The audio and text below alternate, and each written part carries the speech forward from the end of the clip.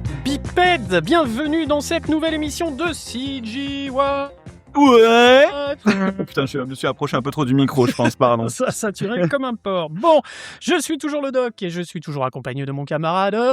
Néo, toujours, non, j'ai été absent à la précédente, donc voilà. C'est vrai. Mais cette fois, je suis de retour pour vous jouer il un va mauvais mieux. tour. Et Ouais. il va mieux. Ouais, je risque de tousser peut-être, je m'en excuse, mais on verra. Ah, mais les Voilà. algorithmes Ils d'intelligence supprimeront la artificielle supprimeront totalement Tatou. Putain.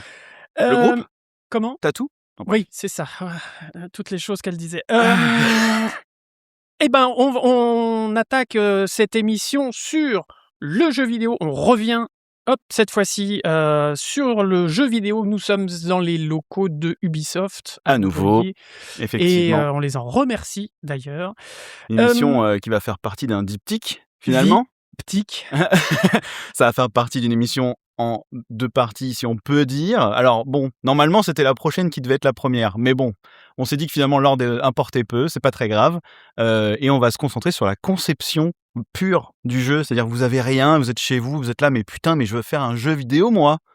C'est hyper facile, non? Tout le monde fait ça aujourd'hui. Bah ouais, en fait, vous allez voir que c'est pas si simple. Bon. Et donc, on a 2 premiers invités cette semaine, on aura 2 autres la semaine prochaine, qui font tous partie de ce qu'on appelle... la semaine prochaine, le mois prochain. Le mois prochain pour les Voilà, auditeurs, bien évidemment. Et donc, tous ces 4 personnes font partie de ce qu'on appelle une core team. Vous allez voir ça dans quelques minutes. Mais avant ça, et avant de présenter nos invités de renom, je fais ma petite page de pub. Bah, vas-y. C'est ça, je te vois, tu me regardes et tu me dis mais oui, vas-y, oui, mais parle-en, j'attends. on attend que ça. Bon, on fait ça très vite. Vous savez que la meilleure manière de partager, de faire parler du podcast, c'est déjà donc de le partager, d'en parler sur les réseaux. On fait ça bénévolement, on n'est pas là pour la moula. Mais si vous avez de la moula et que vous savez pas quoi en faire, déjà, il y a de quoi, il y a du mécénat si vous voulez, hein, il y a un PayPal, il y a un Spreadshirt aussi, qui est vieux comme le monde. Je pense que ce serait peut-être pas mal qu'on... On va peut-être le poussiérer un petit peu. Je pense qu'il a 6 ans dans les dents. Ouais. Et surtout, il y a un Patreon qui vous permet d'accéder à la deuxième partie de l'émission qui s'appelle le CG Beers, qui est une deuxième, une petite, un dessert, on va dire, un dessert sur le gâteau de cette émission. C'est une friandise. Voilà. Et oui, il y a 3 paliers, donc junior, middle et senior. Le junior est à 1 € par émission, le mid 2,50 € par émission et le senior à 4,17 €. C'est la conversion dollar-euro qui fait ça. Et donc, plus vous montez dans le palier, plus vous avez accès à des choses comme un Discord pour les seniors notamment, où vous pouvez discuter avec nous demander des retours sur les émissions. Il y a tous les seniors du coup qui discutent aussi entre eux, qui s'échangent pas mal de choses. On a encore eu des courts-métrages qui ont été partagés et tout récemment, donc ça c'était vraiment très cool. Et voilà, ça vous donne les émissions une semaine en avance. Et puis surtout, ça nous soutient et c'est vraiment cool. Ça nous permet de continuer après ces 6 années bien entamées maintenant. Ouais. Donc de voilà. Continuer tout ça. À savoir que vous deviendrez donc des patriobipèdes. Donc votre QI montera à peu près. En général, on essaye que ça monte à peu près de 20%. Que vos compétences professionnelles également montent un petit peu de 20%. Et le salaire qui va avec. Voilà. Mais on ne vous garantit rien, bien entendu. Ah bah non. Surtout en ce moment. Alors par contre, en parlant de salaire, etc., oui, juste une petite chose aussi, parce qu'à chaque fois j'oublie. Si vous êtes patriobipède depuis quelque temps, pensez à regarder si votre carte bleue est toujours valable, parce qu'on a des patriobipèdes qui sont toujours là et qui nous soutiennent et on les en remercie, on les embrasse, etc. Mais les cartes bleues ont expiré, ou voilà, il y a eu un souci, un machin, et du coup, pouf, il n'y a plus rien qui sort. Donc, pensez juste à jeter un coup d'œil, à dire, tiens, ça fait longtemps, je crois que j'ai pas été prélevé, je vais regarder quand même, ou voilà, ne serait-ce que jeter un œil. Et puis, en parler autour de vous. Alors, pas de votre carte, hein, mais du podcast. Voilà. Bon, sur ce, on attaque. C'est parti, mon kiki. C'est parti. Non, moi, c'est Doc. C'est parti, mon Doc. Est-ce que tu peux nous présenter les invités que nous avons autour de la table, Bien sûr. s'il te plaît? Donc, comme je le disais, nous avons 2 invités de renom et qui font partie donc ce qu'on appelle une core team, donc la team centrale d'un jeu vidéo, en l'honneur et en la présence de ma phrase ne veut absolument rien dire. Mais vous allez voir que leurs noms, les uns derrière les autres, ne voudront rien dire non plus, puisque nous avons Jean-Christophe et Christophe. Donc Jean-Christophe Alessandri, bonsoir. Bonsoir. Et Christophe Pic, bonsoir. Salut. Hello. Donc tous les deux, vous allez nous parler comment est-ce qu'on fait naître finalement l'univers d'un jeu quand je parle d'univers, on va parler aussi bien du level design, donc de construire le monde factuellement, de vraiment dire bah, là il y a une tour, là il y a une rivière, là il y a machin, là il y a bidule, là j'ai envie de mettre des plateformes, là j'ai envie de faire une course de voiture, je sais pas, n'importe quoi. Et Jean-Christophe, parce que là c'est plus la partie de Christophe Pic du coup, qui est beaucoup plus dans la conception. Comment tu pourrais dire? Bah d'ailleurs, vas-y, vous savez quoi? Présentez-vous tous les deux en fait. Parti, je suis en train de faire leur présentation. Voilà. Ouais, Mais c'est juste pour finir, voilà, cette émission sera concentrée sur le world building, comme on pourrait dire en anglais, donc la construction d'un monde, aussi bien d'un point de vue artistique que d'un point de vue conceptuel et technique pour un jeu vidéo. Voilà. Waouh, ça c'est bien. JC, je vais te laisser te présenter en premier. Bah écoute, Tu as plus d'expérience, c'est pour ça. Jean-Christophe. Non, on n'est pas plus. Ah, si, peut-être. c'est plus. On est des vieux. Donc, je m'appelle Jean-Christophe Alessandri, je suis directeur artistique ici au studio de Montpellier, Ubisoft Montpellier. Et je travaille depuis un certain nombre d'années avec monsieur Christophe Pic, ici présent. Voilà, et ça fait à peu près un peu plus de 30 ans que je travaille dans l'industrie. T'as commencé en tant que directeur artistique direct? Ah non, j'ai commencé en tant que passionné lycéen. J'ai eu la chance de faire un jeu qui a été édité. Donc là, j'étais encore donc au lycée. Et puis après, de fil en aiguille, j'étais embauché dans une, puis deux sociétés de jeux vidéo. Et puis enfin, j'ai atterri à Ubisoft. Et voilà, et ça fait un certain nombre d'années maintenant. Vas-y, une date. Combien d'années? Combien d'années en tout? À Ubisoft? À Ubi, ouais. À Ubi, alors c'était en 2 temps puisque j'ai dû arriver en 95 à Ubi, je crois, et que j'ai quitté en 99. D'ailleurs, avec Christophe Pic, un complice, voilà, et d'autres collègues pour fonder notre propre studio qui s'appelait Tiwak. Voilà, on a développé un jeu pendant quelques années pour Microsoft. Et ensuite, en 2003, je crois. 4. Ouais, 2004. On a été racheté par Ubisoft. Et donc, on est revenu à Ubisoft. Donc, oui, le studio a été racheté, c'est pas vous. Non. Enfin, nous, par occasion. Vous étiez dans le package, ouais. Voilà, on était dans le package, pas extension. Et voilà, et donc, depuis 2004, voilà, donc ça fait déjà 20 ans, plus les années d'avant. Donc, je sais pas, ça doit être 25 ans chez Ubisoft, quoi. Quand même, pas loin, quoi. Quand même. Ouais. Et Christophe, même parcours du coup? Je suis depuis aussi longtemps? Ouais, moi moins longtemps quand même. Je suis arrivé en 97, 2 ans après, t'imagines? Le petit jeune. Après à Ubisoft. Donc moi, juste pour me présenter, donc je suis responsable du level design et du world, mais bon, on va un peu préciser.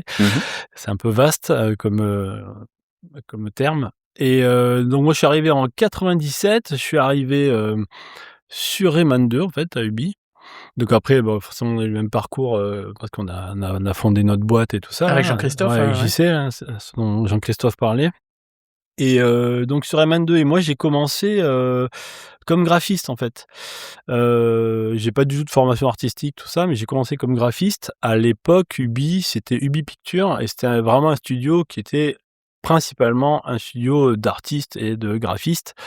Et les parties plus gameplay, à part les 3C, enfin les contrôles du personnage, tout ça qui était fait en partie ici, pas mal de la plus grande partie c'était fait à Paris en fait. Voilà. Des assets en fait, tu veux dire les assets, mais surtout le level design. Ah ouais, ok. Les gameplay elements, les ennemis, tout ça. Il y a une partie qui était faite ici avec quelques programmeurs ici, mais c'était principalement des artistes sur Montpellier, et la direction créative. Il y avait Michel qui était Michel Ancel qui était ici et qui Oui, parce que quand tu dis graphiste, finalement, ça veut tout et rien dire, c'est un peu vague. Ouais, mais peut-être. Alors, à l'époque, ça a englobé quoi? Ouais, à l'époque, on faisait pas mal de trucs quand même. Moi, j'ai bossé en gros sur de la modélisation de personnages, modélisation de décors, et sur les ou d'éléments de jeu en fait. Et je faisais la modélisation et les textures. Je faisais pas les textures sur les décors. Ça, c'était JC qui était maître en la matière. Et pas l'air très enjoué. Si, non, c'est pas en du fait, tout. c'était plus simple, c'était en low poly et tout, donc on faisait les textures sur les persos, tu faisais le rigging, voilà, tu faisais beaucoup de choses en fait. Si tu veux, les métiers étaient moins splittés qu'aujourd'hui, moins généralistes. Ouais, beaucoup moins spécialisés. Et donc effectivement, on était assez polyvalent. Tu pouvais construire Voilà, comme a dit Christophe, faire un personnage, travailler sur un décor, des textures, construire un prototype de map, etc., etc. Donc, Et vous avez fait des études pour ça? Il y avait des écoles? Enfin, c'est pas non plus l'âge de pierre, mais pas loin. Ouais, Alors, l'âge de cire. moi carrément pas en fait. Hein. C'était, il y avait pas d'école. Ouais. Donc Et vous avez appris comment? sur le tas, en faisant. Putain. Mais avec vos machines à vous ou entre Bah, vous je pense qu'on au a lycée? peut-être une histoire, des commencements un peu parallèles, quoi. Moi, j'ai commencé chez moi avec un Atari ST et un logiciel qui s'appelait Dega Elite, je crois. Donc au pixel, etc. Comment tu dis? Dega Elite. Dega C'était Elite. un logiciel pour dessiner sur Atari ST. Mhm. Et puis après Amiga, Deluxe Paint, etc. Donc en fait, toujours en étant passionné, on apprend soi-même. Et puis à l'époque, il n'y a pas forcément de tuto sur YouTube, Puisque YouTube n'existait pas. puisque Internet n'existe pas. Ouais. T'en verras à Tout l'état. simplement. Et donc tu apprends en regardant d'autres jeux. Et moi, pour ma part, j'ai beaucoup appris en regardant les magazines, en fait, les magazines de l'époque, donc Tilt notamment, Oh là et là. en regardant les photos d'écran et en essayant de recopier au pixel ce que je voyais, quoi, tout simplement. Incroyable. Donc, Alors, c'était est-ce comme que ça. je peux donner une petite Christophe, anecdote quand bien même? sûr. C'est pas mal. Vas-y, J'ai une vas-y, bonne vas-y. anecdote Ah oui. là-dessus parce que comme j'y sais, alors moi je faisais pas du jeu avant, mais pareil, j'avais un Atari, tout ça, bon, toute la culture arcade, on a traîné dans les salles d'arcade et compagnie. Et moi j'étais plus dans le milieu de la démo, les démo makers en Oh fait. putain, ok. Voilà, donc je faisais du graphe. Hein. Donc il y a toute une scène à l'international, enfin pas mal européenne quand même. Donc on faisait des coding parties, des démo parties. On se retrouvait pour 3 jours un peu partout en France ou à l'étranger. On en avait parlé dans l'émission de Mercenaries. Ah oui? Avec, oui, Je m'en souviens oui, pas. oui, puisque notre invité. Des démos, tu veux dire? Oui, La des démos. démocine. Notre invité Benjamin était démo maker également. Ouais, à l'époque, ouais. Ben, moi, là, j'ai pas mal appris, forcément, parce qu'il y a le côté team, hein, quand même. Il y avait des codeurs, des musiciens, tout ça. Fallait s'entendre. On avait des productions, on faisait des méga démos et tout. Donc, il y avait un peu de level design dedans et tout, déjà. Et donc, pour revenir sur l'anecdote, la fameuse, c'est que, quand je suis arrivé à Ubi, JC a fait une soirée chez lui.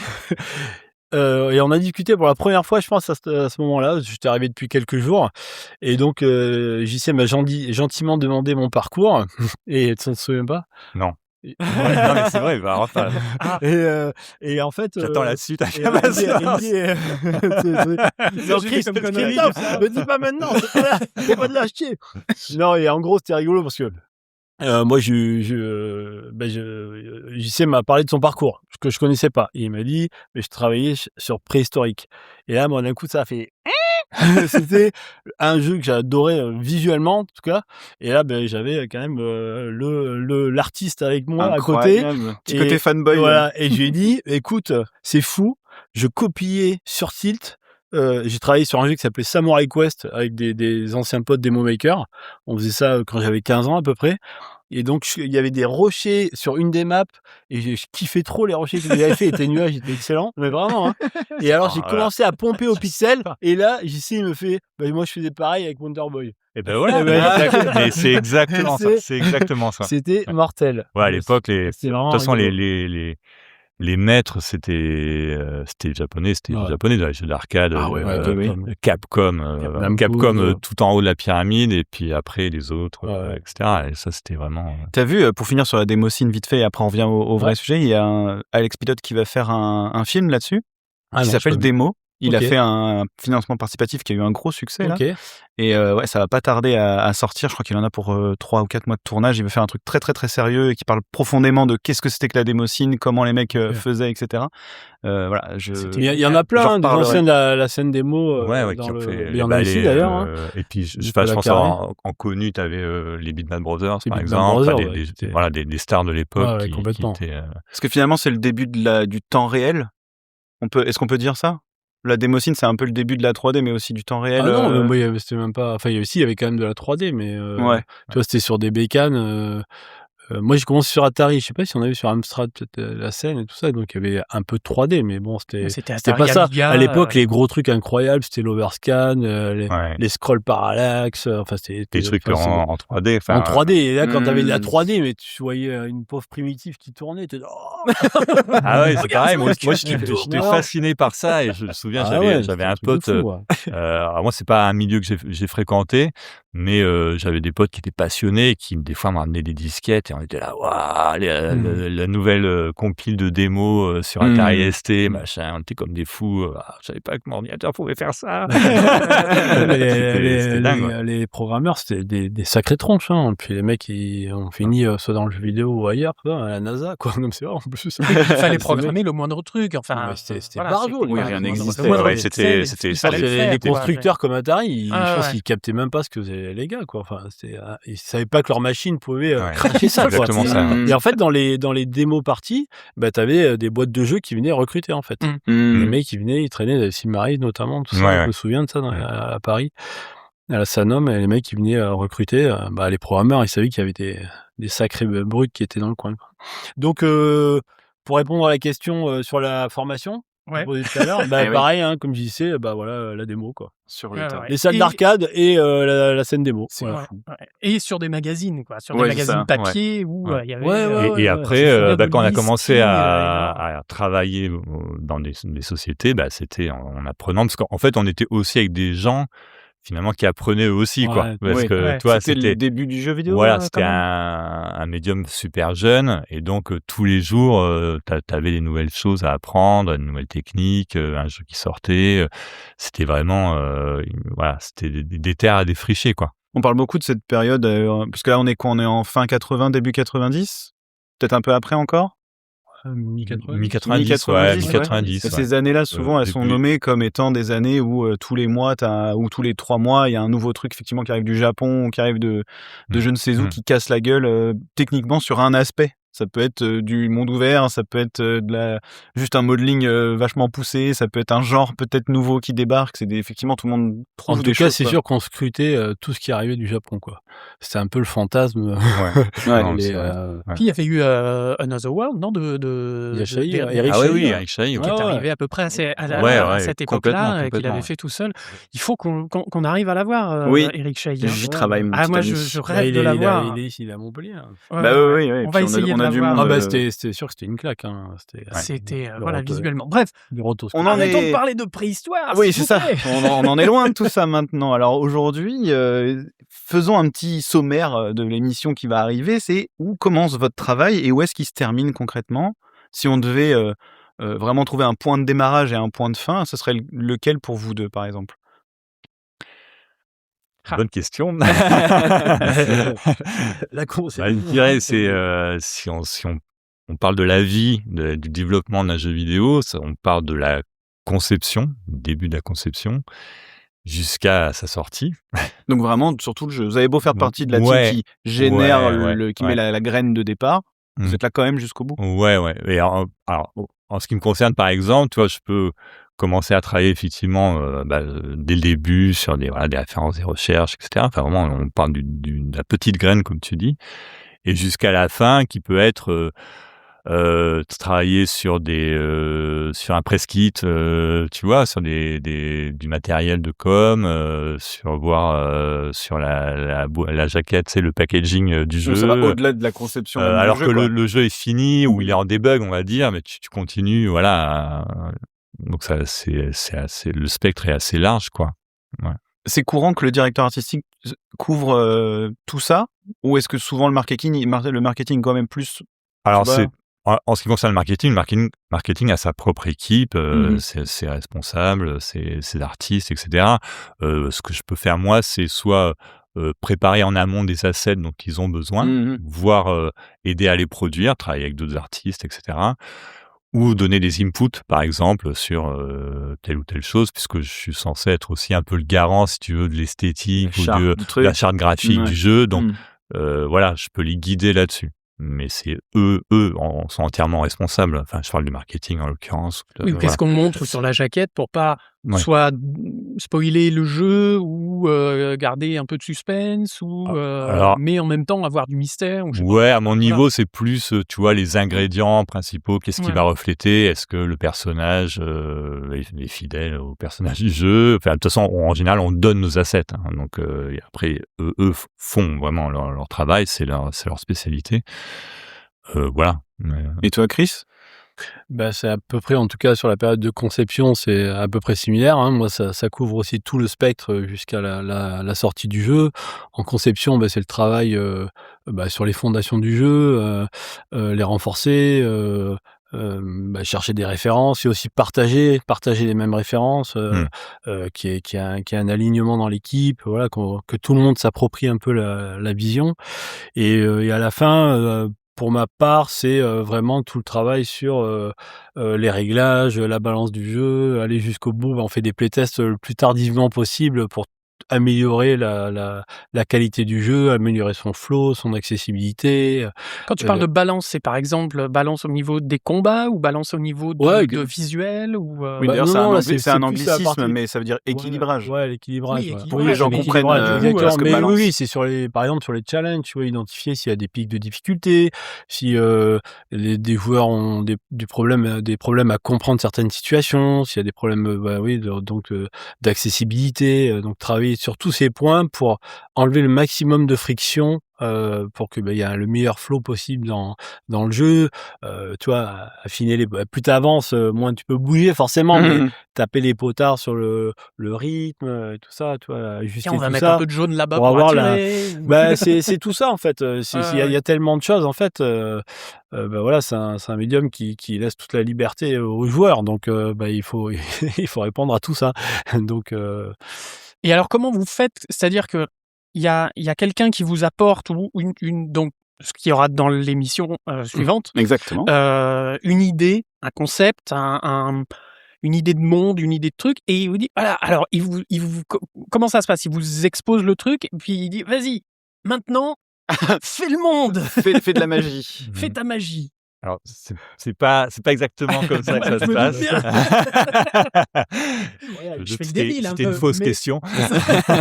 comment que ça se passe? On peut prendre il y a plein de cas concrets, hein. Ouais, Si on ouais. prend, l'histoire de Prince of Persia, il y avait une opportunité de faire un nouvel épisode, du jeu et de refaire vivre un peu cette licence qui était un peu en sommeil. Donc à ce moment-là, il y a une réflexion qui est faite. Il y a évidemment, au centre de tout ça, il y a, le directeur créatif ou game director, Mounir, que vous allez recevoir, je pense, la semaine prochaine. Exactement. Qui est un peu le chef d'orchestre un petit peu de ça, quoi. Et C'est l'équivalent du réal.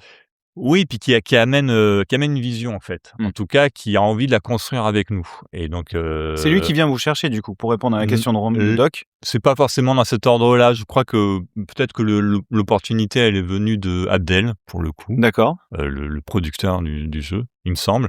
Et lui, en fait, c'est de toute façon, c'est un de ses jobs, c'est de réunir une équipe autour d'un projet. Et c'est ce qu'il a fait. Il nous a réunis, voilà. Il a fait en sorte qu'on se rencontre et qu'on travaille sur un projet en commun. Et du coup, de cette mise en commun d'idées, de choses, est née petit à petit une vision, quoi.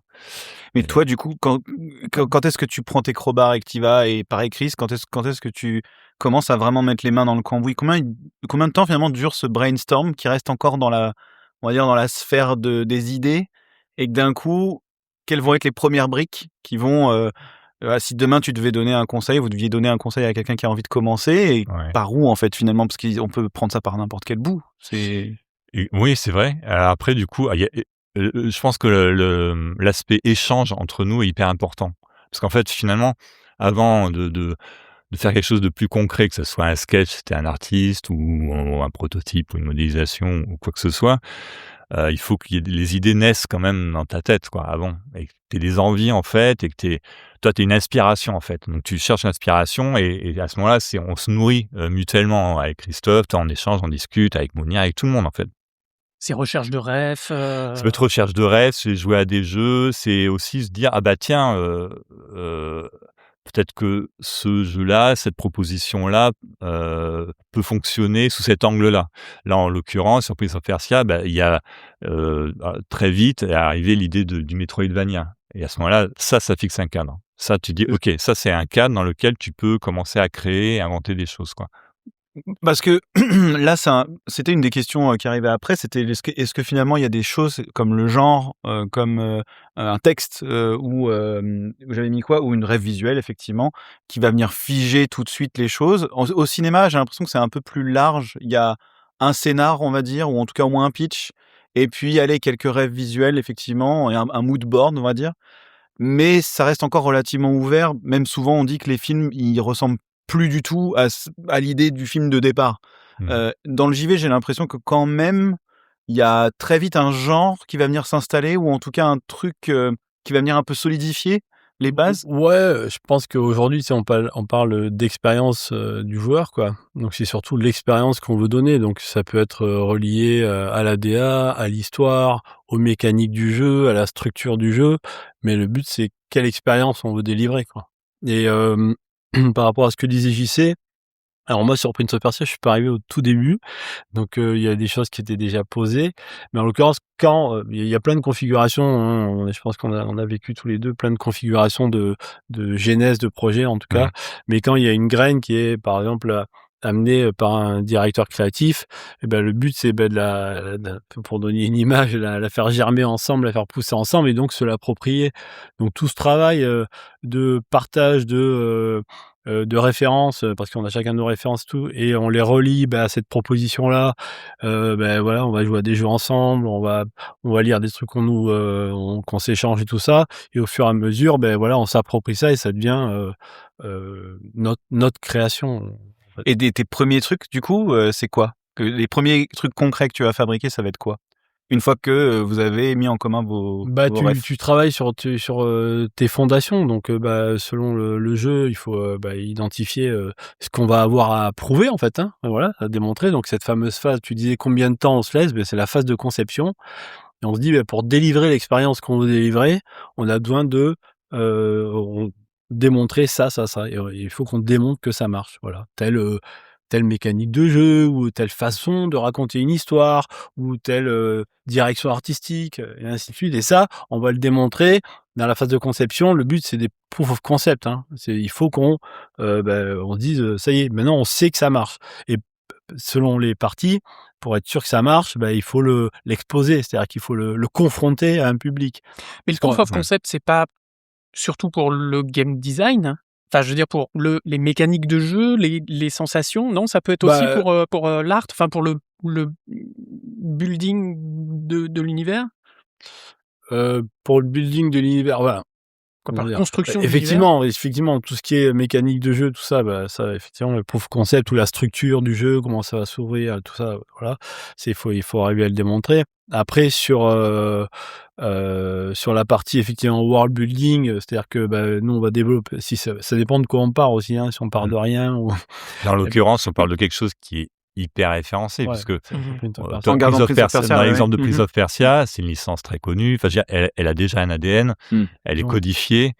Donc oui, puis c'est pas, pardon, je te coupe, mais c'est pas un univers complètement fantasmagorique. Ouais. Enfin, je veux dire, c'est basé justement, Prince of Persia, donc c'est la Perse. Et puis après, tout ce exactement, qui est il y a artistiquement, la voilà. Mésopotamie, Donc c'est etc. finalement, Enfin, c'est comme si tu devais finalement improviser sur un thème qu'on t'a donné.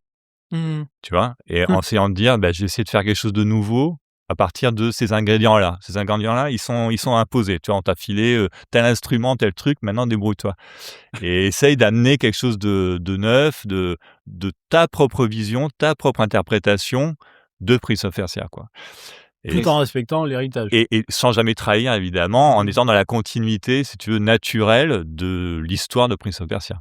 Voilà. Et ça, que ce soit pour un jeu comme ça qui est déjà dans un univers, ou un remake, ou une nouvelle licence, finalement, ça finit par se traduire forcément par des crowbars à un moment donné, ou est-ce que c'est plus, par exemple, typiquement, si on va vraiment dans ta fabrication pure, tu vas plutôt avoir tendance à avoir des esquisses, des grands. Tu sais, est-ce qu'il faut te voir comme un peintre qui lance ses pinceaux contre l'étoile Maudit, mais un peintre maudit, ouais. Ou est-ce que, tu vois, et puis pareil pour Chris, est-ce que tu vas direct dans un moteur à proprement parler de jeux vidéo et tu commences à tout de suite mettre des plateformes, à faire sauter des personnages, à faire des montagnes? Est-ce que tu fais un monde entier et après tu vas prendre un perso et tu t'amuses dedans? Ou est-ce que tu fais plutôt des petits blocs et que tu fais des Lego et tu t'amuses, quoi? En fait, tu t'amuses. Toujours là, si je prends l'exemple, toi, dans le cadre d'un Prince of Persia, tu as quand même une espèce de challenge aussi, toi. Il y a un côté un peu intimidant quand tu t'attaques à un truc, qui a un sommet qui a marqué l'histoire du jeu vidéo.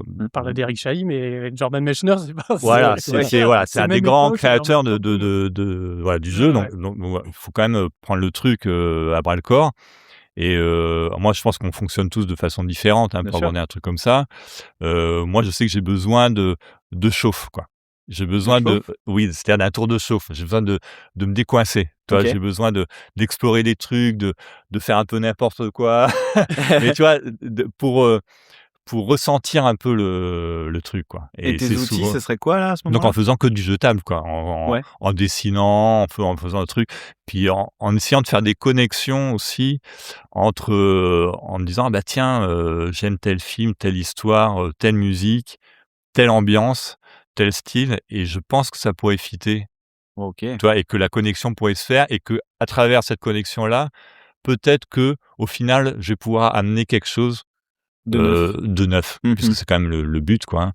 Voilà. Et donc, je sais pas, moi, je prends un exemple là, sur l'esthétique, on va dire globale. C'est vrai qu'on avait cette envie de moderniser aussi un peu. C'est marrant parce qu'à la fois, on allait chercher, attaquer des périodes de la Perse qui avaient jamais été abordées dans Prince of Persia. Donc, c'est l'Empire achéménide, etc. La religion aussi qui est associée, etc. Et en même temps, apporter quelque chose d'assez nouveau, en disant, tiens, on peut aller chercher des influences dans le street art. Ou dans le comics. Où tu sais très bien, tu es très bien placé pour savoir, dans les animés. Oui. Voilà. Et donc, tu dis, tiens, on va tenter un mariage, en fait. Et ce mariage-là, si la sauce, elle prend, ça peut être hyper intéressant. Et en fait, on a essayé de dit comme ça, c'est pas évident. Non, c'est clair. Mais ce qui est intéressant, je trouve, dans n'importe quel process créatif, c'est que chacun arrive avec son histoire, sa culture, et du coup ses envies, quoi, tu vois. Et c'est finalement tout ce petit monde se rencontre et essaie de faire naître quelque chose, voilà. Et c'est là où après tu fais appel à tu vas faire des collages, tu vas faire de la peinture, tu vas faire même écrire un truc. Et je vais aussi assez tôt travailler avec d'autres personnes. Ouais. Parce que c'est ça aussi qui est hyper important. Quelles autres personnes? Là, alors il y a une personne qui était très importante sur Prince of Persia qui s'appelle Omar Sabrou, qui est un concept artiste très très talentueux et qui arrivait dès le début quasiment du projet, et avec qui j'ai énormément travaillé, en fait. On a travaillé ensemble et on a construit un peu autour de l'esthétique du jeu en échangeant, voilà. Et ça, c'est en fait évidemment, quand tu commences, tu sais pas où tu vas aller, quoi, tu vois, et tu vas chercher. Et finalement, c'est pas. Tu dis, quand tu travailles avec des gens, tu dis, on va chercher ensemble, en fait. Du coup, c'est pas, tu fais un dessin, tu vas chez toi pendant 3 jours, tu reviens, voilà, j'ai ça. C'est plus, vous faites des ping-pong comme ça avec chacun qui redessine sur le dessin de l'autre. On essaie d'établir des thèmes et de s'inspirer mutuellement. En tout cas, je pense une des missions d'un directeur artistique, c'est d'inspirer les autres, quoi. Toi, d'essayer d'inspirer les autres, en tout cas. Et du coup, de faire en sorte que voilà, il y ait des choses qui se déclenchent. Et puis du coup, toi, tu te nourris aussi de ce qu'a fait l'autre, l'artiste, un LD. Enfin, après, toi, oui, je suppose que Christophe s'est inspiré de ton travail. Christophe, enfin, on s'inspire mutuellement. C'est-à-dire, Christophe va travailler sur une séquence de jeu, sur une topologie, sur une histoire qu'il va raconter. Parce qu'en fait, lui comme moi, on raconte des histoires, en fait. Alors, vas-y, Christophe, comment tu racontes une histoire quand t'as rien, finalement, et qu'il est en train de faire ses dessins, là, comme un enfant de 2 ans? Je dis ça en rigolant, évidemment, avec beaucoup d'amour. Ça se peut partir de plein de choses, hein, mais j'essaie de remonter un peu tout au début de la page blanche. La question, tout ça, mais non, je reviendrai sur ta question. C'est effectivement un travail intéressant, c'est quand là, dans le cadre de Prince of Persia, c'est de dire voilà, il faut respecter l'œuvre et aussi se dire c'est quoi qui faisait sa force, c'est quoi les éléments signatures, et aussi où nous on veut l'emmener, et aussi qu'est-ce que les joueurs veulent retrouver, tu vois, de cette expérience-là, pas trahir ça aussi de l'expérience du jeu, quoi. Donc du coup c'est déjà pour ma part, c'est prendre le temps de jouer à tout ce qui a été fait sur tous les Prince of Persia, voilà, pour vraiment tu te l'appropries aussi un peu, et commencer on disait à faire des collisions, quoi, des collisions qui peuvent générer en fait de nouvelles choses. Ça peut être de la collision sur certaines mécaniques de jeu qu'on va essayer de glisser dans Prince of Persia et qui vont être assez inattendues, ou un type de structure. Là, on a amené le Metroidvania dans Prince of Persia, et voilà, mais tout ça l'amène autre part, quoi, la DA et tout ça aussi. Et après, je ne sais plus ce que je disais. Parce que en fait, l'idée c'était. C'est bien dit en tout cas. L'idée, c'était t'as un game director qui arrive avec une vision, et toi, du coup, comment tu commences à fabriquer des choses déjà? Ouais, alors oui. T'as vu, tu me souvenais de la question. Pas con, hein. T'es gardant là-dedans. Et non, c'était en fait effectivement, il y a un temps un peu comme JC, t'as un moment voilà, le temps de prendre tout ça, le digérer, ce que je disais en jouant au précédent opus. Toi tu croises avec tes envies, tu croises avec tes références, à quoi t'as joué et tout, et après tu commences à faire des tests, et c'est autant macro que micro, quoi. Moi j'aime bien avoir des réflexions sur la structure, et me projeter sur qu'est-ce que ça va être, l'identité de chaque zone, comment on va pouvoir surprendre le joueur dans cette zone-là, comment elle va contraster par rapport à l'autre, parler de variété, de rythme, de difficulté, mais aussi aller taper, garder vraiment les mains dans le cambouis. Ça, je pense, c'est un peu propre à notre équipe, vraiment rester connecté, les mains dans le moteur, et tester des choses, quoi. Et ça vient forcément qu'il y a des programmeurs, parce que je sais pas, programmer tout seul, ça va pas très loin. Mais à partir du moment où tu commences à avoir un peu de matière pour faire joujou avec, et c'est vraiment important pour moi d'aller vraiment tester le micro, et même ouvrir même si je suis dans une période où je dois réfléchir à du plus macro, par exemple de la structure. On va dire la structure du jeu, je prends quand même un moment chaque jour pour allumer le moteur et me reconnecter avec l'interactivité, en fait, parce que c'est ça le cœur du truc. C'est un feeling, en fait. Mais ouais, mais c'est manette vraiment un en main. feeling. Mais ouais, il y a plein de trucs. C'est un peu comme le dessin, tu sais, t'as des choses qui te passent parfois. Tu penses tu dessines un truc, et hop, ça te fait venir l'idée, ou ça te fait venir une histoire et tout ça. Et là, quand tu joues, c'est pareil. Parfois, tu bloques, tu trouves pas d'idée et tout. Et juste, tu te balades avec le perso, là, tu le manipules un peu, plop, et pop, il y a un truc qui pop. Ou un effet tarte-tatin, et après, tu te bourres, et puis d'un coup, hop, mais après, c'est toujours des connexions bottom-up, top-down. C'est vraiment tout le temps ça. Et ça reste quand même assez longtemps. Et pendant ce travail-là, en fait, de ping-pong entre ces deux parties, et petit à petit, tu commences à poser tes briques, tu poses tes fondations. Tu commences à solidifier ta vision, quoi. Et petit à petit, tu resserres. Toute la période de conception, on est là pour faire tester des trucs, quoi. Donc on se plante et tout ça, forcément, quoi. Donc souvent je donne l'exemple de Mario Galaxy, par exemple, qui est quand même un bon jeu, non? C'est pas dégueu, ce truc, là. Considéré comme étant pas dégueu, ouais, effectivement. Et non, mais blague à part, c'est un excellent jeu, c'est clair. Mais ils ont 80%, par exemple, si je parle que du level design, des maps qui ont été créées, ils ont tout jarté, quoi. Donc pour dire la matière qu'il faut sortir, tu vois, pour essorer et avoir les petits goûts substantifier. Garder Bah que ouais, le jeu, ouais. ouais, Non, mais vraiment. c'est ça, hein. Le nectar. Tu as Je pense que c'est vrai un bon jeu, il y a dans pas de plein dans de le corps de coup, métier. Il Ce y a pas de truc secret, de hein, dire, pas de secret, c'est sûr. tu produis beaucoup de choses, mais tu sais que tu vas en jeter beaucoup aussi. Il faut l'accepter.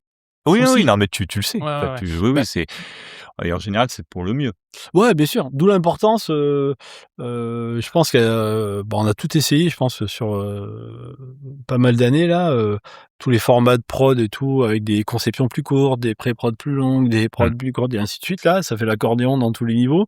Mais je pense que tant que t'as pas ton truc, t'as pas tes réponses, t'as pas fait tes preuve de concept, t'as pas testé de manière assez large pour être sûr que t'as la bonne variété de trucs, et voilà, et tu pars pas. Et je crois que c'est Pixar qui fait ça, hein. Pixar, ils font leur storyboard et compagnie.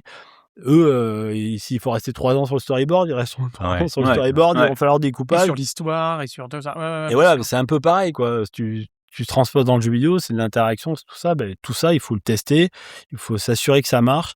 Il faut faire du playtest. Beaucoup de playtests en phase de conception. Le playtest, c'est pas à la fin que tu vas le faire, hein.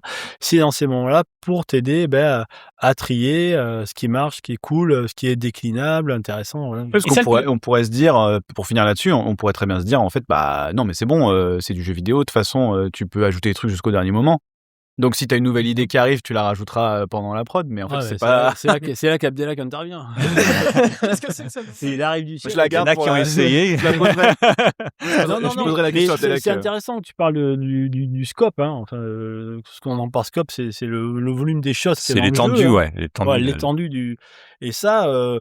Souvent on se plante, hein. C'est très difficile d'être juste, hein, sur le scope, d'évaluer un temps de jeu. On se dit tiens, on va faire par exemple pour Prince of Persia, ce qu'on estimait, je crois qu'on estimait à 11-12 heures, on est plutôt dans les 17 au niveau du main et ainsi de suite. Ça c'est t'écoutes un peu les devs dans toutes les boîtes, c'est toujours un peu délicat, mais c'est vraiment important d'essayer d'être au plus juste là-dessus parce que tu vas avoir plus de qualité, vaut mieux en faire moins et de qualité, quoi, voilà, qui est allé, hein, il y a pas y a rien de neuf sous les tropiques. Mais en tout cas, c'est avec l'expérience, tu dis, il faut vraiment arriver à scoper juste, quoi. À scoper. Donc c'est pour ça que même très tôt en conception, c'est bien de commencer à définir le scope et à se poser des limites, mais vraiment s'y tenir derrière. Donc c'est pas le truc de dire un jeu de qualité, il fait jamais ça. Il se dit il rajoute jamais jusqu'à la fin. Tu peux avoir, c'est parfois, je crois, je parle que de Pixar en fait. Pixar, non mais ils leur donnent les 4 tickets là, genre les réals, ils ont le droit de faire 4 modifications majeures, machin, ce genre de trucs. Donc tu te dis, parce que parfois on le sait, hein. Parfois, tu as un truc qui peut vraiment changer l'expérience. Et bon, faut pas passer à côté non plus. Faut laisser la chance de changer. Carrément. Mais bon, ça, faut le faire. Faut le rationaliser. Si tu veux arriver à la qualité, faut le rationaliser. Et le truc qui fait la qualité aussi, c'est vraiment s'il était un temps important derrière pour polisher. Oui, donc ça c'est. Mais ça, vraiment. Non mais le temps au début pour bien se trouver, et le temps à la fin pour bien polisher. Et au milieu, ça une semaine. Ouais. Après, c'est vite tough, hein, c'est ça. Tu prépares tes ingrédients, tu prépares ta recette et tout. Tu penses bien à ta recette. Tu la cuisines super vite et à la fin, tu prends le temps de bouffer. C'est ça, Thermomix. Ouais. En ce qui concerne le playtest, tu parlais de playtest à cette phase-là, à cette phase de conception, c'est vous qui testez ou c'est une équipe, c'est l'équipe QA ou c'est vraiment des joueurs lambda, enfin comme des bêta-testeurs? Tout le monde, hein. Tout le monde. C'est-à-dire que au jour le jour, tu fais tester, tu fais tourner dans l'équipe. Au bout d'un moment, c'est un peu biaisé quand même parce que tout le monde a un niveau, tu vois, de maîtrise. Même si tu te rends pas compte, en jouant un peu tous les jours, au final, tu commences à être quand même sacrément skillé. Donc il faut aller le confronter aux autres joueurs. Donc ça peut être dans le studio ou ça peut être des gens à l'extérieur. Et dès la conception, bien entendu, avec des profils de joueurs. Et là, quand on parlait de tester, se planter et tout, c'est aussi intéressant d'aller taper dans des profils de joueurs qui correspondent pas forcément à l'expérience que tu as. Et c'est à ce moment-là qu'il faut le faire. Parce que là, tu peux avoir des sacrées surprises et tu as le temps de réorienter le tir ou d'intégrer des choses qui pourraient correspondre. Et d'entendre les retours et dire tiens, j'ai beaucoup aimé ça. Ah oui, merde, tiens, dis donc, j'avais pas pensé, mais ça marche bien, quoi. Ouais, exactement. Oui, ou l'inverse, où tu te dis ça c'est génial, je suis sûr qu'ils vont adorer. Et puis en fait, pas du tout, quoi. C'est un flop direct. Et donc à ce moment-là, tu revois ta copie, quoi. Tu dis non. Est-ce que vous considérez que toute la core team doit être des bons joueurs, ou est-ce que tu peux être mauvais joueur et être quand même avoir des retours pertinents? Moi, j'ai l'impression que c'est pas une question d'être bon ou mauvais joueur, c'est de penser aux joueurs. Ok. C'est de se mettre dans la peau. Et ça, je pense que, mais tout le monde en fait, c'est pas que la core team en fait. Chaque personne qui travaille à un moment donné dans le jeu, quel que soit son rôle, doit essayer de se mettre à un moment donné dans la peau du joueur et de se dire que ce soit, je sais pas moi, un level artiste qui va construire, tu vois, les décors d'une map de jeu. Faut qu'il essaye en fait, faut qu'il voit, il faut qu'il essaie de prendre du recul aussi par rapport à ce qu'il fait, se dire là par exemple est-ce que le joueur va bien comprendre qu'il faut passer par là? Est-ce que je sais pas, tu vois, le chemin que j'ai construit, il est bien visible? etc. Quelqu'un qui fait de l'éclairage. Là, je parle de l'aspect artistique, mais En animation, c'était pareil. c'est tous les sujets, Mmh. tous les sujets. L'animation, tu sais très bien que c'est la même Ah chose. ouais. C'était Et, un vrai truc, tu vois. Et je pense que dans beaucoup de départements, Ouais. c'est le cas. On a un podcast qui à la base parle de l'animation, tu vois, 3D, et on s'est toujours demandé pourquoi est-ce que c'était pas plus poreux que ça avec le JV. Et souvent, l'argument qui revenait, c'était ça, c'était qu'en fait, t'as des gens qui viennent purs artistes et qui veulent pas faire l'effort de penser gameplay et retour aux joueurs, tu vois. Mm. Et du coup, t'as des animateurs qui sont incapables quand tu leur dis mais non, mais comment ça, j'ai une frame pour mettre un coup de poing, mais ça va pas, où est-ce que je mets mon Ouais, antique, où est-ce que je mets, c'est pas possible. Et en fait, voilà, ça Donc, t'es t'aide à obligé. faire des choix. Mm. Ça, c'est important. Et puis après, les playtests, ça remet les pendules à l'heure aussi. Tu vois, justement, en disant, bah, OK, ça donne un feedback très clair sur ce qui marche pas, etc. Et voilà. Et quand est-ce que vos deux métiers commencent du coup? Quand est-ce que vous êtes forcés de vraiment interagir tous les deux? Puisque du coup là, on essaie de se concentrer sur le world building vraiment. À quel moment il y en a un de vous deux qui est coincé et qui dit: «Ah là, j'ai besoin de voir ce que Chris il a fait pour pouvoir vraiment me projeter visuellement dans qu'est-ce que ça pourrait donner», et inversement, où toi tu te dis: «Bon moi c'est bon, j'ai assez de blocs et de gameplay qui fonctionne, mais j'ai besoin d'un retour, j'ai besoin d'avoir quelque chose de visuel maintenant pour me projeter un peu plus». À quel moment vous avez Habiller ces vraiment blocs gris, dégueu. ouais. Ouais, bah ça, les deux aspects avancent en parallèle, hein. Donc ça se nourrit l'un l'autre. Après, il peut y avoir des moments de blocage où, je sais pas, il y a des choses qui sont pas encore définies sur la structure et tu as besoin d'en savoir un peu plus sur certaines spécificités de certains areas en termes de gameplay ou je sais Certaines pas. zones Et de voilà. jeu, ouais. Mais généralement, enfin voilà, ça se nourrit. Parce que Ça se nourrit naturellement en fait, parce que quand t'as une sensibilité jeu, t'as une sensibilité artistique, voilà, et tout ça, ça se.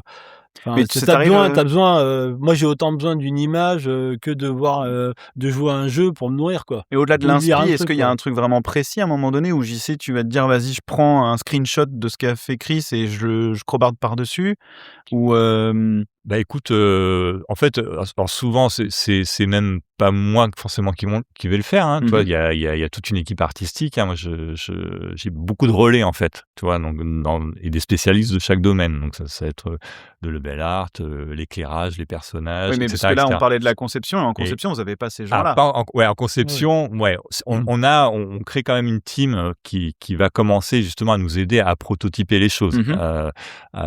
Si je parle de level art, donc qui est directement lié au level design, on va faire ce qu'on appelle des sample scenes, c'est-à-dire une petite scénette avec les ingrédients de tel ou tel décor, tu vois, Mmh. sur un thème donné, quoi, qui va être potentiellement le point de départ d'un kit qui va aider à construire ensuite la map dans sa totalité, quoi. OK. Euh, Mais ça arrive un petit peu plus tard finalement. un C'est poil déjà plus la tard, conception est déjà un poil bien plus tard, avancée. ouais. Je pense que parce Euh, que souvent on parle pendant la conception d'un prototype du coup, c'est un peu l'étape suivante là de tout ce qu'on raconte, c'est au moment où tu commences à avoir ça et des briques qui se mettent ensemble et tu commences à avoir véritablement un proto. Ce qu'on appelle un prototype, donc un truc qui ressemble normalement beaucoup plus au jeu.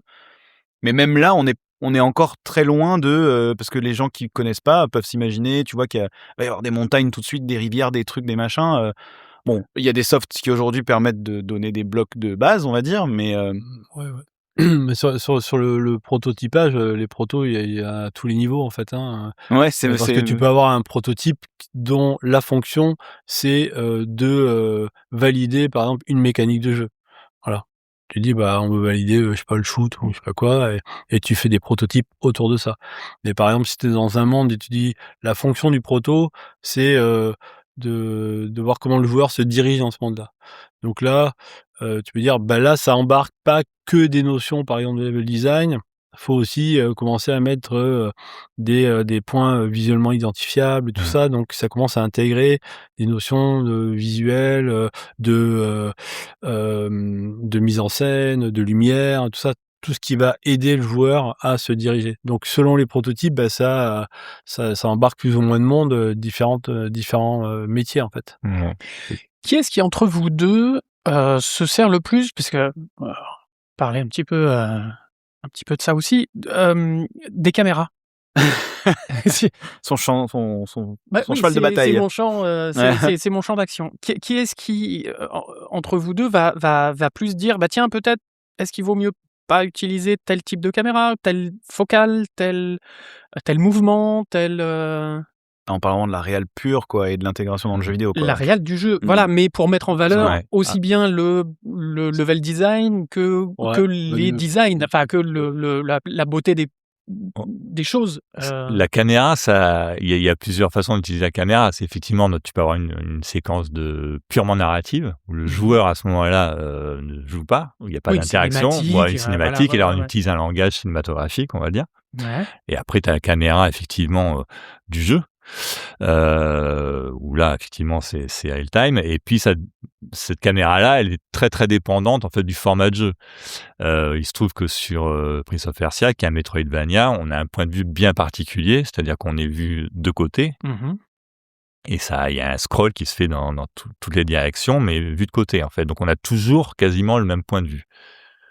Et Christophe comme moi, enfin au niveau level design ou artistique, on doit jouer avec ça. Alors donc en même temps, ça nous fait un cadre bien particulier, puisqu'on se dit, ok, l'image c'est celle-là, c'est dans ce cadre-là que je dois représenter en fait l'action du joueur, le visuel qui va, etc., dans lequel on va le plonger.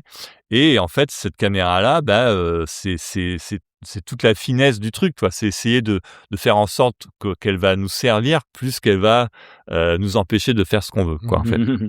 Et Parce que ce que j'ai beaucoup aimé dans, Prince of Persia, alors, mis à part le jeu en lui-même, c'est vraiment tout le côté décor et surtout en background. Ouais. Il y a je trouve qu'il y a eu un effort qui a été fait, pour avoir un background absolument dingue, et c'est pas vraiment la chose à laquelle enfin, qui est mise en avant parce que Mmh. on est focus sur son personnage, sur les ennemis, sur le coffre à aller chercher, la plateforme à Ouais. atteindre. Mais tout ce qui est derrière, j'ai trouvé qu'il y avait quelque chose qui donnait justement le côté, heu, d'atmosphère, d'ambiance, Mmh. et justement vraiment au côté artistique, du jeu aussi. On a essayé de donner même si le jeu finalement a cette représentation, s'appelle du 2.5, tu vois? Ouais, Bon, D, la 2D, voilà, c'est entre la 2D et la 3D. C'est de la 3D. C'est de la 3D à 100%. Et bien donc sûr. du coup, en fait, on essaie de jouer, même du fait qu'on puisse pas déplacer l'angle de vue de la Mmh. caméra, on va essayer de jouer sur la profondeur. Et c'est de casser absolument ce côté justement 2D où tout est aplati, côté un peu, tu sais, fourmilière, tu vois, côté Mmh. Oui, oui, vue en oui. tranche, Vue de voilà, profil, vue ouais, de ouais. profil, et donc de donner quand même des points de fuite, des éléments de décor qui sont au loin, et cetera. Donc content que tu apprécies ça. Et de parallaxe même dans et le de tout ça, foreground, bah, voilà, même dans le voilà, ouais, foreground. ouais, Et ouais. voilà, et même en premier plan. Et du Des coup, films. tu te dis, c'est pas, je suis pas en train de voir un petit théâtre, en 2D, mais je suis à l'intérieur d'un monde qui a vraiment son existence, en 3D, quoi. Et il y a des profondeurs Et il y a différentes des suivant profondeurs. les mondes dans lesquels Et alors on du est. coup, pour nous, ce qui est cool, c'est que justement quand même, du fait que la caméra est très contrôlée, et sur un axe comme ça, avec un point de vue, tout qui est toujours le même, ça nous permet de bien composer des images, et tu vois, de décider de ce que le joueur va voir ou pas à l'écran. Comme finalement tu crées un frame, tu vois, pour faire une illustration, et ça nous permettait justement de nous rapprocher le plus possible des concept art qui étaient faits en amont, au niveau de la Mmh. conception, Mmh. en disant voilà, on a ce cadrage-là, on sait qu'il y a cet élément-là en arrière-plan, qu'au premier plan il y a ça, etc. Et ça, on a une maîtrise de la caméra, ce qui n'est pas forcément toujours possible Oui. dans un jeu où tu as une caméra où tu peux, si le joueur peut diriger la caméra à 360 degrés, c'est plus toi qui contrôle la composition, tu vois. Bien sûr. Et là, Ça doit être, c'est d'autres problématiques ouais, à ça ce doit être moment-là. étonnant Ouais. de se dire, Bah, bon, je dois faire des concepts, mais en vrai, on verra peut-être jamais ouais, ça dans le jeu. après dans les trucs en 3D, c'est de chercher comment tu guides le regard du joueur, Ouais. en fait. Ouais. Comment t'amènes Ouais. avec des lignes, avec des volumes, avec des espaces, tu guides le joueur vers le fameux cadrage que tu veux. Moi, juste sur la C'est caméra, aussi en fait, caméra, les backgrounds, les foregrounds, tout ça là, parce qu'effectivement, il y a différents types de caméras dans différents contextes. Mais un jeu, ça, c'est toute une musique, hein, c'est un rythme et tout ça. Et justement, il y a des moments où il faut mettre certaines choses en avant, d'autres choses en avant, pour créer de la rythmique. Et bah, si on est dans une séquence, par exemple, de plateforme assez intense, voilà, là, la priorité, la priorité, c'est de donner de l'anticipation aux joueurs, de la lisibilité aux joueurs. Donc là, quelque part, ce qui se passe dans le fond, on s'en fout. Et ça serait justement, c'est important de rester très épuré pour qu'il y ait une très bonne lecture en fait des éléments. Et après, tu vas arriver pour récompenser le joueur à la fin de ça. Ben là, tu arrives sur un Vista. T'as un beau background et là tu peux même te permettre, même si c'est un side view, de reculer un peu la caméra, tout ça. Donc c'est petit travelling arrière. Non mais t'as tout le système de base de caméra qui doit répondre aux différentes actions du joueur et s'assurer que c'est clair dans ton combat, dans ta plateforme, tout ça, que tu arrives à avoir une bonne lisibilité des obstacles, des ennemis et tout ça. Et après, si tu as des séquences un peu spécifiques et qui demandent une caméra particulière, par exemple en 3D, tu peux avoir, je sais pas, par exemple, tu montes sur une tour, tu as une caméra qui va te donner un peu plus d'anticipation pour anticiper les plateformes qui viennent, parce que avec le point de la forme, ça c'est caché. Et voilà, et jouer, s'assurer qu'on mette pas d'énergie là où c'est pas nécessaire, donc faire un très beau décor avec plein de trucs animés derrière alors que le mec il passe à 300 à l'heure et il se concentre que tu sais, c'est le truc du focus. Vous l'avez déjà vu cette vidéo du match de basket, voilà, le mec il dit vas-y regarde le match de basket, tu dis ouais, tu vois, c'est un petit extrait, tu dis c'est cool, et après il dit t'as vu le gorille? Tester un lien sur le net. Et tu dis quoi, le gorille? Et t'as un mec habillé en gorille qui est là au milieu, qui fait le con. Bon, maintenant, je le dis, c'est fini. Oui, mais ton focus, il est sur les joueurs. Tu C'est vois pas exactement ça. C'est exactement l'éléphant au ça. milieu de la pièce. Donc, c'est un peu dommage. Ouais. Et puis, encore une fois, ça vient renforcer la lisibilité. Donc, quand on a besoin de lisibilité, ça sert à rien. Donc, ça, c'est tout le travail de ping-pong entre level design et level artist pour trouver le bon niveau, en fait, voilà, qui va faire que, ça répond à l'expérience qu'on veut donner aux joueurs à ce moment-là. Et du coup, toi, t'es obligé, excuse-moi Doc, t'es obligé de forcément de t'emparer de la caméra quand tu fais tes premiers protos, en fait, puisque tu vas avoir besoin de lisibilité, pour vendre ton idée, pour que ce soit jouable. En fait, t'es un peu obligé de mettre des contraintes. Oui, tout à fait. Le but, c'est ça dépend du type de jeu, tout ça, blabla, mais l'idée, c'est quand même de se reposer au maximum sur le système de caméra de base, en fait, et qu'elle réponde au maximum de situations possibles, en fait, sur des anticipations de chute, tout ça. Il y a le système de poids où elle va te montrer l'ennemi et toi, elle va se décentrer légèrement. Mais tout ça, c'est le système pour éviter que les level designers aient besoin de venir à chaque endroit mettre des caméras spécifiques pour répondre à une situation. C'est là où toi, tu disais, t'as besoin de quelqu'un pour t'aider, en fait, à coder ça. Le comportement de la caméra. Tout à fait, voilà. D'accord, ok. Tu as certains contextes, certaines situations, tu prends pas la matière. Oui, mais alors, je pense que Doc, tu seras content. Je ne lance pas au milieu de l'arène, mais il m'a dit hier midi, il m'a dit, mais putain, pourquoi vous m'interrogez pas sur les caméras? J'en connais un qui serait bien content. C'est vachement intéressant d'en parler. Et les caméras dans le jeu vidéo, c'est un putain de sujet. Ah bah clairement, tu surtout que regardes c'est le un joueur jeu, qui a le contrôle. Je vous ai parlé de Mario Galaxy. Mario Galaxy, tu veux pas un truc sur Pixar? Oui, c'est ça. Pixar, c'est le mec, il a que 2 trucs. Si, il y a Bubble Bobble aussi, c'est pour venir. Et non, c'est Mario Galaxy. En fait, ils voulaient. Ils savent que l'accessibilité dans les jeux de plateforme en 3D, c'est très compliqué. Donc, ils ont proposé une expérience, des points de vue en fait qui essaient de faciliter. T'es quand même dans l'immersion 3D, tout ça, mais ils cherchent des points de vue. T'as pas besoin de contrôler la cam et tout. Donc, ils ont, je sais pas, de mémoire, 43 ou 50 systèmes de caméras différents. Donc, c'est un truc de malade. Mais quand tu joues et tu vois la fluidité du truc, tu vois rien, quoi. Là, le travail, je pense que les mecs derrière, c'est des sacrés monstres. Oui, pour guider tout en n'étant pas sur des rails, mais en même temps en laissant une certaine liberté. En fait, c'est naturel. Ton flow, il est naturel. Tu vois, tu tournes autour de planètes, tu décolles, tu vas vers une autre et tout. Enfin, c'est malade mental. Et à aucun moment, t'as une friction, quoi. Où et tu dis, je veux pas que la caméra, pourquoi elle a fait ça? Ça nous est tous arrivé. La caméra, pourquoi elle a tourné? Dans les jeux 3D, tiens, c'est marrant parce que c'est marrant, tu as des contre-exemples parce que pour toujours rester chez Nintendo, Mario Sunshine qui était avant, c'était l'horreur sur les caméras. C'était là, bon, ils ont appris. Voilà. Ouais, puis juste c'était pour dire que quand on construit du coup un décor, une map comme ça, il y a justement à partir de cet ordre d'importance là, il y a une hiérarchie qui s'établit, quoi, entre un élément visuel qui est, on va dire, qui est immersif, qui est esthétique, un qui est essentiel parce qu'il crée un chemin, il oriente le joueur. On utilise même justement, il y a un côté aussi,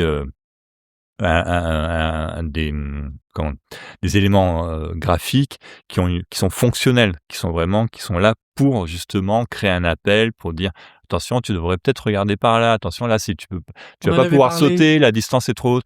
Alors peut-être vous en avez parlé avec JB, mais effectivement Exactement. C'est pour il y ça a que je parlais des du et jaune ça tout c'est un à truc l'heure. qu'on a Ouais. qu'on a essayé de penser vraiment en amont, même à partir dès les concept art en fait, en disant peut-être qu'il nous faudrait un code, un style de motif, une couleur que le joueur peut repérer, qui va lui servir de repère comme un fil d'Ariane finalement qui peut suivre, mais qui soit pas en même temps trop in your face, quoi, que ça soit bien intégré à Un l'environnement. petit élément de background, par exemple. Et ça peut être un élément de background, ça peut être un élément sur le chemin principal, ça peut être des tas de choses. Et puis ça, je parle que sur l'aspect visuel. Évidemment, il y a sur l'audio, sur un tas de choses.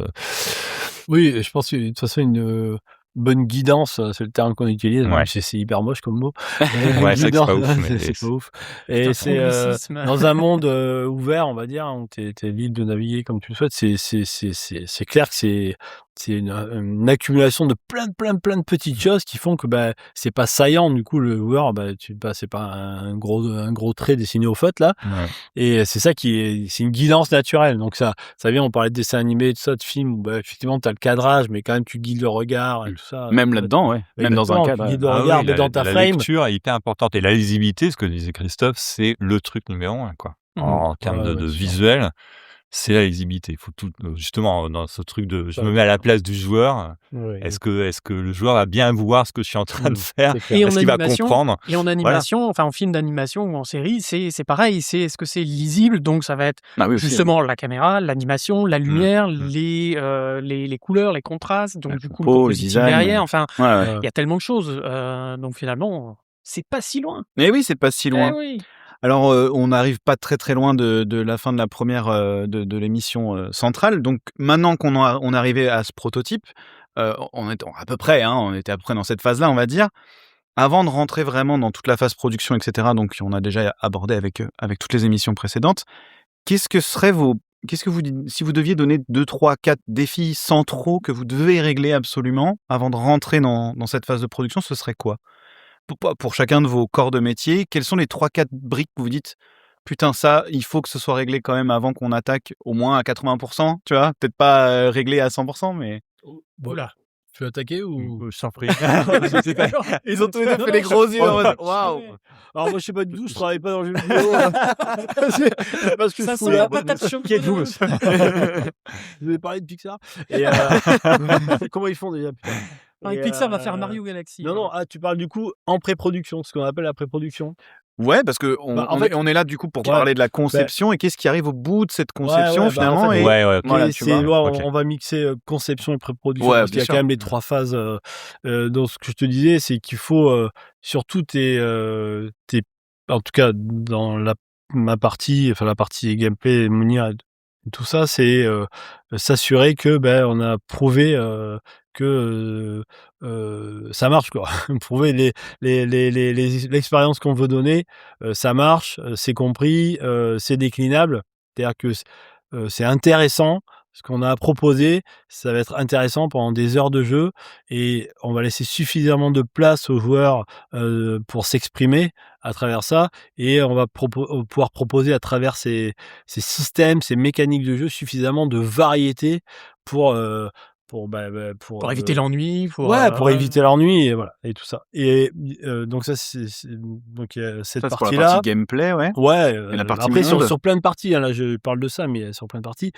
Sur la partie monde, c'est pareil, je veux dire, c'est avant de partir, il faut au moins que tu aies prouvé que tu as une boucle de jeu, voilà. Une boucle de jeu, on va dire à mi-terme à 3 heures, voilà, 3 heures. Tu dis, il y a le jeu vidéo, enfin les jeux, c'est découpé en plein de boucles, il y en a, c'est à 2 minutes, plus ou moins longues en fait. Et en gros que, si c'est sur un jeu d'aventure, c'est pas sur l'ouverture d'un monde, on a démontré en fait que à toutes les étapes de la boucle de jeu, on avait toutes ces étapes là et que cette boucle de jeu peut-être faut lui donner un exemple parce que c'est peut-être trop Bah, non, abstrait. mais c'est. En gros, la boucle, elle fonctionne Hmm. et elle est réplicable. On peut faire ça 3, 4, 5, 6 fois. Que ce Et soit un monde ouvert ou un monde à niveau peu linéaire, c'est importe, peu pareil. importe. En gros, une boucle, ça comprend des objectifs clairs, des motivations, des systèmes de progression, La guidance des dont on a évolutions, parlé. de la guidance, ça comprend tout ça en fait. C'est ce qui vient de tout réunir. Donc là, la boucle, c'est l'expérience du joueur, quoi. Mhm. Donc ça, mais cette boucle-là, ben, tu dis, ah, c'est cool, voilà, t'as 3 heures, ouais, c'est top et tout. Ben ça, il faut s'assurer que on puisse le refaire plusieurs fois et que chaque boucle soit cool, que chaque boucle elle surprenne le joueur, que Ça sur progresse. à le travers joueur ces progresse, que boucles-là, l'histoire t'aies quand même progresse, une bien sûr. progression, tout ça. Donc tout ça, voilà, faut avoir des réponses là-dessus. Donc tu arrives à la fin de ta conception, t'as ta boucle de jeu, voilà, ta principale, et tu l'as éprouvé, tu l'as playtesté et t'as tes réponses. Et t'as déjà du coup un aperçu de la progression. Bien Potentiel. sûr, tu connais ton système de progression, tu as vu qu'à l'échelle de la boucle, ça marche sur les motivations, sur les choix que tu laisses au joueur dans sa progression, tout ça. Et toi, t'as du coup des arènes dans le moteur qui sont prêtes à réutiliser et à décliner ou En fait, t'as déjà un monde entier qui est prêt à être habillé? sur la boucle, en tout cas, ça intègre quand même un peu tout. C'est-à-dire que tu peux faire des prototypes qui sont très isolés. Tu dis, tiens, je vais tester des configurations de combat très différentes, tu vois, qui vont adresser, je sais pas, tel combinatoire d'ennemis ou des ennemis dans tel contexte avec tel modifieur, Plusieurs de la phases, verticalité, etc., des verticalité, modifieurs horizontalité. temporels, spatiales, peu importe. Tu testes ça, tu as testé ta difficulté, tu sais que tu peux faire des challenges très faciles jusqu'à très très difficiles. Tout le système supporte bien ça.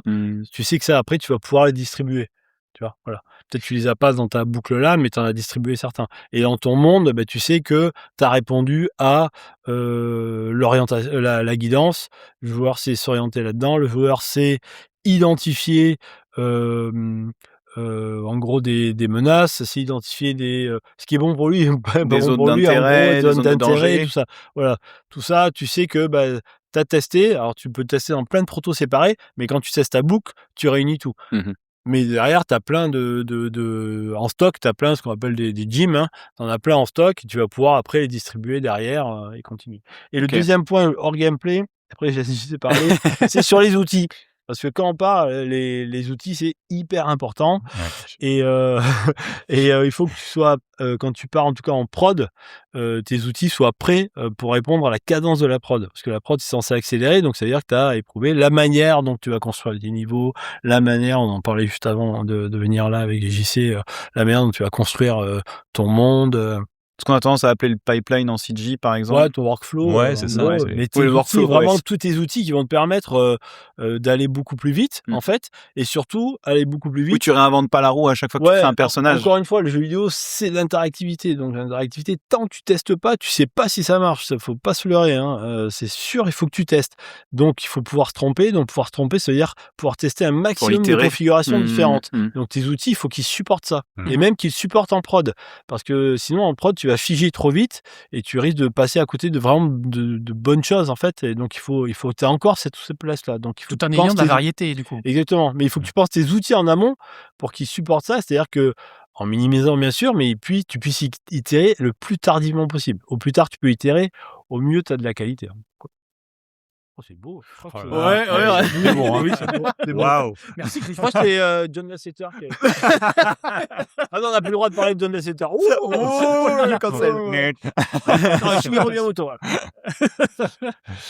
Et du coup, je sais. Ouais, qu'est-ce que je pourrais rajouter? En fait, D'un point de vue artistique, ouais, visuel et... quand tu arrives à la fin de... En fait, tu valides le fait que tu vas rentrer en prod. Donc, faut que un certain nombre, non pas de certitude, mais enfin d'intuition que, ok, je sais où je vais, quoi. Donc, au niveau artistique, par exemple, on aura établi, tu vois, une grammaire visuelle. On sait à peu près, voilà, à quoi va ressembler tel ou tel élément, comment les maps vont être à peu près construites. Après, c'est un langage, en fait. Donc, ce langage-là, finalement, il faut qu'il soit effectivement comme défini. Une bible, un peu, voilà, c'est une bible. C'est ok. Après, c'est des mécaniques finalement qu'on va, comme en LD, qu'on va essayer de réappliquer ensuite, de décliner. Ça, c'est ce qu'on va faire. Et puis après, c'est exactement ce que disait Christophe, c'est comment on va le faire. Et c'est très important aussi. Donc, effectivement, tous les outils, les choses qui vont permettre d'itérer, de construire. C'est des choses qui vont évoluer, de toute façon, qui vont aussi en prod, hein, qui Ça vont continue de s'affiner, quoi. Voilà, qui vont s'affiner, etc., etc. Mais, OK, t'as quand même une vision relativement claire de où tu vas, quoi. Oui, t'étais plus dans ta phase de recherche, voilà, t'es avec plus des en références mode qui traînent et des flottant. trucs, ouais. T'as certainement, on aura à ce moment-là, tu vois, défini à peu près toutes les zones du jeu, sont déroulées, grosso modo. Peut-être la liste de tous les ennemis, des objets, des choses, même s'il en restera encore à définir. Mais enfin, on aura une espèce d'overview de l'ensemble. On se dit, OK, on a fait un petit bout finalement, qui nous sert de témoin et à éprouver le truc. Et maintenant, on va rentrer en prod, quoi. Et tant qu'on n'a pas eu cette étape-là, tant qu'elle n'a pas été validée, ça sert à rien d'entrer en prod, effectivement. Là, on va scoper tout ça. On y reviendra dans le CG Beers. Je me les suis gardés parce que le scope, c'est tout un sujet, je pense. Et on n'a pas beaucoup parlé de budget non plus, mais c'est pas plus mal. Ça laissera la place à Abdelak Bien sûr. dans la prochaine émission pour répondre de la partie budget, etc. Eux, ils s'en foutent du pognon. Eux, ils fabriquent. Voilà, c'est des artistes. Je savais même pas qu'il y avait un budget. C'est ce qu'on m'a dit la semaine dernière. Il paraît qu'en fait, un but quoi. Bon, on va passer à la petite interview offset. Alors, c'est une interview que j'ai nommée OK Boomer. Oula, attention. Ça commence bien. Ça commence bien. Attends, je bois un coup. C'est de l'eau, je précise. Hein. C'est de l'eau pour Pour l'instant. le moment, ouais.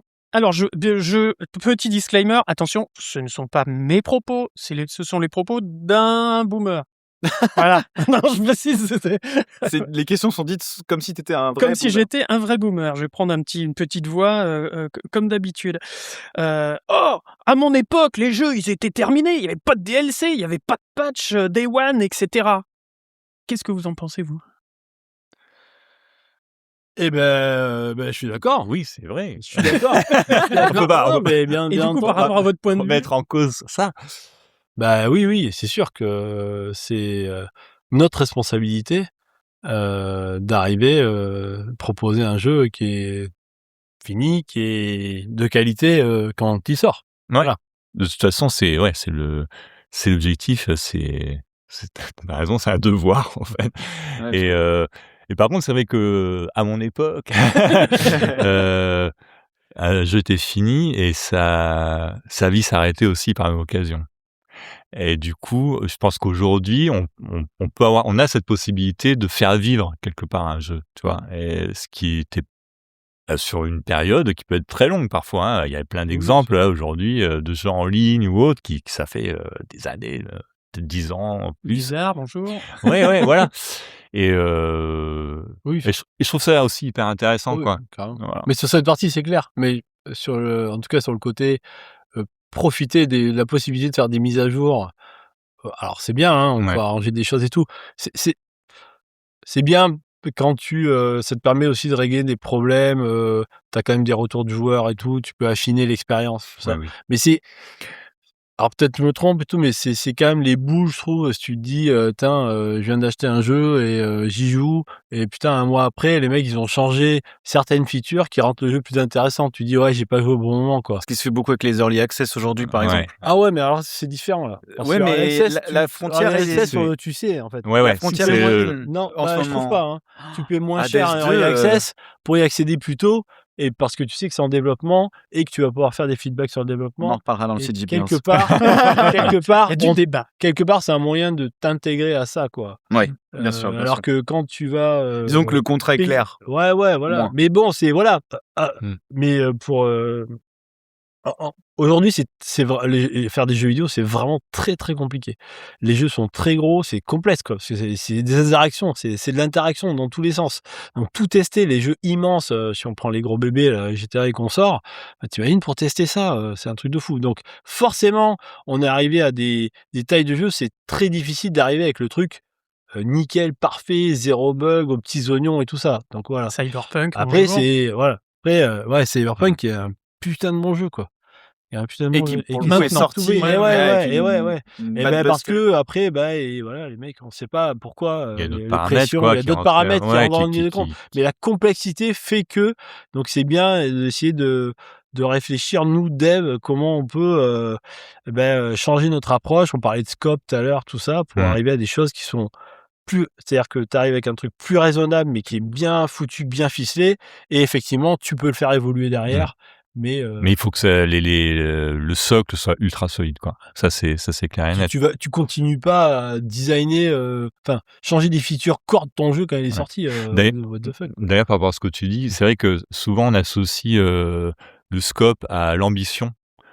En disant, plus le scope est grand, plus le jeu est ambitieux. Mais en fait, pour moi, tu peux vraiment décorréler les deux, en fait. Tu peux être très ambitieux sur un jeu dont l'étendue va être beaucoup plus réduite, en fait. Là, pour en savoir plus, il faudra attendre le CGB. Oublie pas ce que tu as à dire, parce que je pense que c'est hyper important. Mais je me le note et on y revient juste après. Alors du coup, vous m'avez un peu répondu à ma deuxième, c'est « Oh, les jeux de maintenant, c'est trop compliqué, il y a plein de boutons, faut connaître 250 combos, etc. » Oui, mais tu sais, jeune boomer,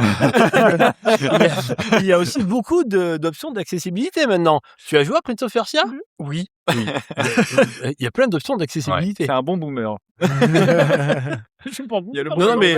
Mais en tout cas, c'est marrant parce qu'on en parlait avec Mounir tout à l'heure. On regardait les gamins qui jouaient à Fortnite à la cafette là. Et moi j'ai pas joué. Il me disait c'est hyper complexe tout ça, de rentrer dedans et tout. Il y a cette complexité là, mais eux tu es boomer, tu le sais. T'as cette capacité justement de tout assimiler et tout ça, et après d'être à l'aise avec cette complexité là, quoi. C'est toujours pareil, c'est la manière dont, l'accessibilité. C'est un pote, Emmerich, toi, qui donnait cet exemple à un moment. C'était une voiture, c'est quand même de Game Baker, ouais. Et une bagnole, c'est hyper compliqué quand même, une bagnole à conduire, tu vois. Mais après, on y arrive tous, quoi. Donc voilà. Donc c'est la manière dont tu vas amener ça. Voilà, on va t'apprendre des choses et après ça va devenir des automatismes et ça va devenir super accessible, alors qu'en fait derrière c'est hyper compliqué. Donc tout ça, c'est des questions d'accessibilité. Mais nous, notre travail de designer, c'est de faire en sorte que ce soit le plus intuitif possible, la prise en main, bien entendu, elle soit la plus naturelle possible, et que le joueur découvre par l'expérimentation, par son expérimentation, et qu'on ne prenne pas trop par la main. Parce que ça, c'est chiant pour le coup. Voilà. Je suis nostalgique des bandes d'arcade, pas vous ? Si, complètement. Pour le coup. Pour quelle raison, en fait, en vrai ? Bah, tu sais, je pense que c'est la petite Madeleine de Proust, quoi. En fait. La bande d'arcade, d'ailleurs, j'en ai une chez moi, mais mais du coup, ouais, il y avait une ambiance, une atmosphère, comme on disait tout à l'heure, quand on se rappelait nos souvenirs, qu'est-ce qui nous attirait là-dedans. Bah, moi, je me rappelle, voilà, j'étais gamin, j'allais c'était soit des fêtes foraines, tu sais, des fêtes de village où t'avais le camion qui arrivait avec toutes les bornes, soit dans des salles de jeux. Des salles d'arcade. Voilà, et salles d'arcade à Montpellier en l'occurrence, et il y a une atmosphère, il y a une odeur, tu vois, il y a tu sais, ça sent les circuits, tu vois, mélangés avec la fumée de cigarette, c'est génial. Et la bière renversée, enfin, tu vois, il y a tout ça. Le son, voilà. Donc moi, c'est des souvenirs qui te marquent. Les premiers jeux, je pense, auxquels j'ai joué, jeux vidéo, c'était sur une borne d'arcade. Je me souviens, c'était ma sœur. Moi, m'a amené, c'est ma grande sœur, et moi, je montais sur un tabouret, tu vois, pour jouer à Space Invader. Et voilà, et ça te marque, voilà. Et donc oui, nostalgique de ça. Enfin, nostalgique, c'est pas une nostalgie, c'est juste un. Si, c'est une nostalgie. Si, ouais, si, une nostalgie. Tout pareil, il y a quand même une Ouais. nostalgie parce que, comme tu dis, il y a le contexte, en fait, le contexte de la salle, tout le monde joue. Puis en fait, il y a des nouveautés qui arrivaient. T'arrivais là et tu prenais des putains de claques sur claques. Ah, ils ont Street reçu Fighter, ça, ce truc, quoi. Et tu voyais l'évolution, en fait, aussi technologique. C'était quand même vachement avancé et tout. Et puis c'était des trucs de fou. Et ouais, c'est une atmosphère qui était. Voilà, forcément, les trucs qui te marquent quand t'es jeune, ça c'est ce qui te construit aussi, qui nous a amené aux jeux vidéo. Donc forcément. Un peu comme le cinéma aussi, tu vois, il y a une période en fait aussi où c'était là que tu voyais les meilleurs trucs. T'avais pas chez toi des consoles qui étaient capables de faire des dingueries comme aujourd'hui.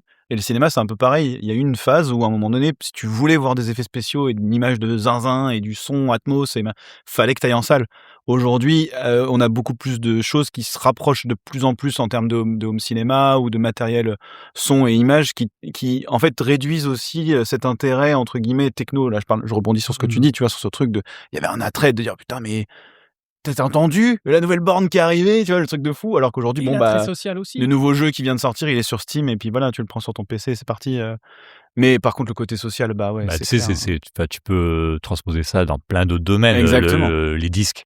Ouais. Ah ouais, Ça fait combien de temps que t'as pas acheté un disque? Ah bah oui, là, ça commence à faire, ouais. Bon, voilà. Sauf si effectivement, je sais pas, tu collectionnes les vinyles ou un truc comme ça.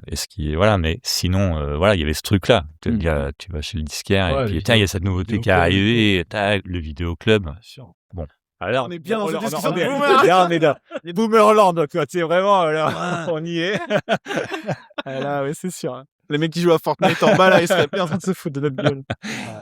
Bon, on va s'arrêter là. Je vais en garder un petit peu Ok. sous le coude. J'en ai encore 2 pour le CG Beers. Ok, Donc, très bien. si vous voulez écouter le reste de cette interview Offset OK Boomer, et puis si vous voulez continuer à écouter JC et Christophe nous parler de tout ça, de la conception, de le design du jeu, vous n'avez qu'à être Patreon À Biped. partir de 1 euro par À émission, partir de 1 1 euro, euro. c'est que dalle. C'est même pas le prix d'un café. Ah, même pas. Alors Bon, si, plus ça va être maintenant. le prix d'un café dans un petit bled. Ouais. Pour le mid, ça va être le niveau mid, c'est quoi? C'est un café. C'est un café avec un en café plus dans une bonne, la petite sucrète. dans une ville un peu importante. Voilà. Et puis le dernier, c'est un café Un dans la Starbucks. banlieue. Ouais, c'est un Starbucks. Starbucks, c'est banlieue parisienne. Voilà. On n'a pas encore fait le niveau Paris de Mago. Champs-Élysées. On va peut-être le faire niveau de Mago Platinum. avec 15 balles ou 40 balles le kawa. Bref, merci infiniment Merci, les Jean-Christophe et Christophe Merci de à nous vous. avoir parlé Ouais, de merci vos beaucoup. métiers. Et puis on va continuer avec le CG Beers, effectivement. Et voilà, merci encore. Votre émission sera certainement complémentaire de celle de la semaine prochaine, du mois prochain pour nos auditeurs, Complètement. évidemment.